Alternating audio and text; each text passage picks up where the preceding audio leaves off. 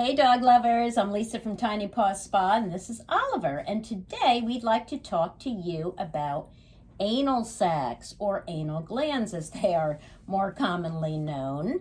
Ollie, can we see your little butt here? Okay, let me show you where they are. There's a nice dog butt, okay? They're about here and here. All right, thank you, Oliver.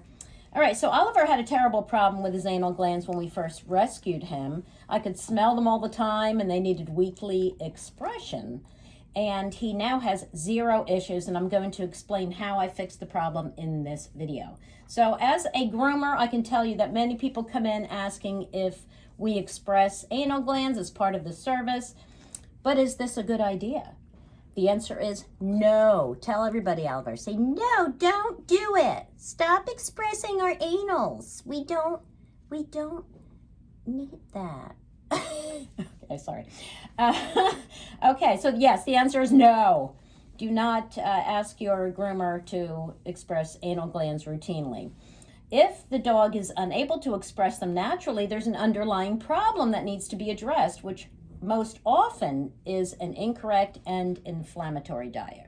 So what are anal sacs or glands? Well, your dog has glands leading to a pair of small sacs on either side of the anus, located roughly about 4 and 8 o'clock. So I just showed you that.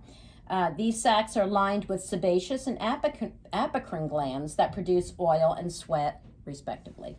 So their function is to produce a strong, foul-smelling liquid that dogs use to make territory and communication with other dogs. Okay, they make territorial markings and they communicate with other dogs, to say that more clearly. So when your dog defecates, these glands are naturally expressed, leaving the dog's signature scent, like a calling card. And this is why dogs smell other dogs' poop. Yeah, they don't just read pee mail; they read poop mail. You know, a lot of my email is actually poop mail. So anyway, these glands can become impacted if the glands aren't being emptied naturally because the fluid thickens and the sacs swell. So if impacted, they become infected, and the buildup of pus and inflammation causes them to abscess, which can look like a boil or a large pimple near the anus. And it can burst open and it'll look like your dog grew another anus. And I have seen this in the grooming salon as well as when I was a vet tech. So there may also be rectal bleeding, and the dog may strain, scoot, or show signs of pain. So those are the things to look for. Other than that, I would say the most common thing that people notice is scooting, and they right away assume it's the anal glands. But you really want to smell or pay attention to that smell, that foul, fishy smell. And there's no other smell like it. Believe me, you'll be like, oh my gosh, what is that? It won't smell like poop or vomit or anything else. You'll know it once you smell it.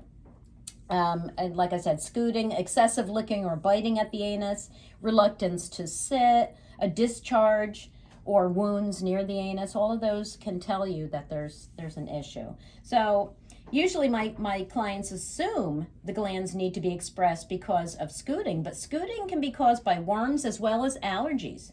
All right, think about that. If you had a grass allergy and you sat your naked butt in the grass, you'd be scooting too, because there ain't nothing worse than an itchy anus. So dogs that are overdue for grooming sometimes have dried feces stuck back there, and that itches too. So, you know, scooting isn't necessarily an anal gland issue. Now, why do some dogs have problems with these glands? Well, it seems to be more common in small dogs than large dogs, but large dogs are not exempt. I've seen plenty of large dogs with this issue as well. And what I've consistently noticed over the last 42 years in this business is that dogs who commonly have this issue are fed a processed diet or they are obese.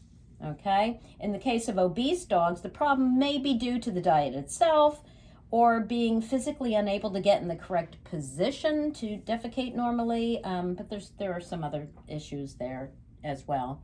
So what's the answer? Well, number one, please tell your groomer not to express the glands routinely. Repeatedly aggravating these delicate glands can cause lasting damage that will prevent them from ever functioning normally. And for my fellow groomers watching, you know that when washing this area, sometimes those glands are so full and they begin to express as soon as you touch them. So in that case, by all means, gently express them, but then tell the client about the issue so that you can discuss what their options are. Also, be very careful when trimming this area not to irritate the dog, right? I mean, your clipper should not be touching the anus. Clients will not appreciate picking up a scooting dog. All right, so that's number one. Stop telling your groomer, or stop asking your groomer to express them. In fact, tell your groomer not to.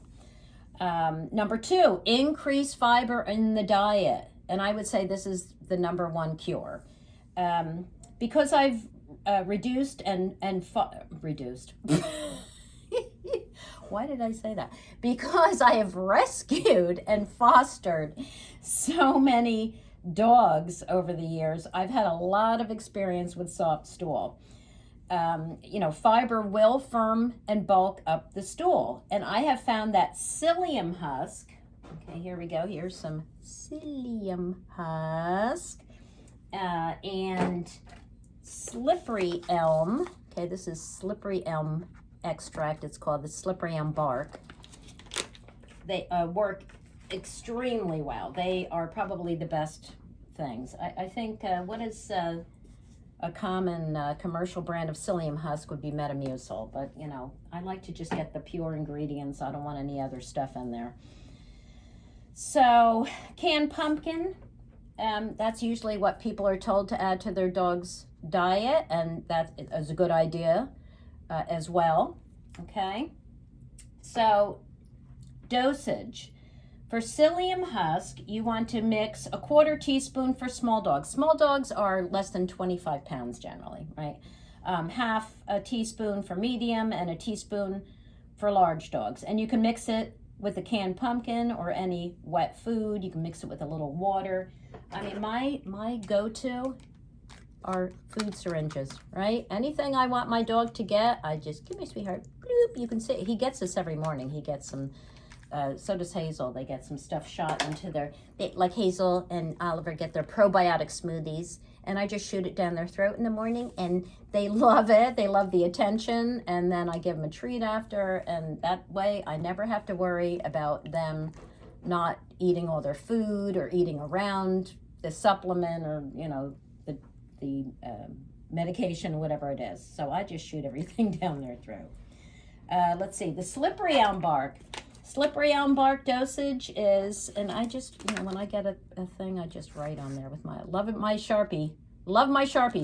A 1/4 teaspoon per 10 pounds of dog, all right?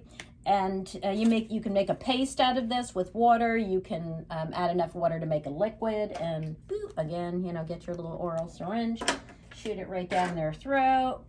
Yeah, and if you want a commercially prepared product, this, I can tell you, works great. This is Dr. Harvey's Runs Be Gone. Yeah, and yes, it definitely works. Okay, so number two, number three. Number two was add fiber. Number one was stop asking your groomer to express them and tell your groomer not to. Number three is adding pro and prebiotics to your dog's diet. This will help reduce occasional loose stools by nourishing natural gut bacteria. And I just filmed a video on probiotics and prebiotics and digestive enzymes, and I will link it in the description box below. So yes, you can buy commercial supplements too. Like here's an example of one that has, like I mark everything because I wanted to make sure everything's in there. So yeah, I found the enzymes, I found the probiotics and the prebiotics in there. So that has it all. That's Holistic Pet Organics. Okay.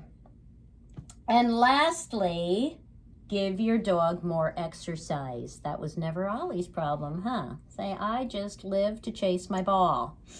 But especially if your dog is overweight, more exercise. Yes, exercise stimulates bowel movements as well as strengthening your dog's rectal and abdominal muscles, which allows them to put more pressure on the glands when defecating. So that is very important as well. So how did I fix Ollie's issue? Just by increasing the fiber in his diet and adding a probiotic. You know, that was all it took. Okay, so that's it for this video. Please subscribe to my little new channel so you don't miss the weekly videos. And thank you for watching. Now go play with your dog. Bye, everybody. Say bye, lollipops. Mwah!